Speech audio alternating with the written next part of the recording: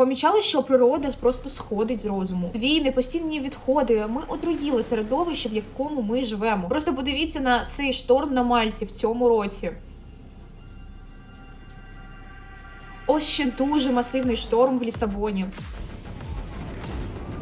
А ось вам ситуація в Болгарії. А це вже шторм, який може повністю знищити абсолютно все на Ямайці. І це все тільки новини за останні пару днів. Я, якщо чесно, не розумію, куди це все рухається, і чим далі, тим більше природа хоче очиститись від шкідників, які просто її знищують.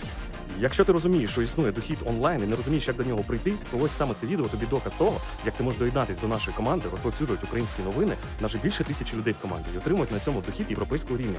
2-3К вічно зелених на місяць. Якщо тобі цікаво подивитися, як це працює зсередини, переходь за покликом в описі цього профіля, натискай в боті на старт, це мій офіційний бот, і на безкоштовні лекції дізнайся, скільки ви можеш ти отримати в наступному місяці.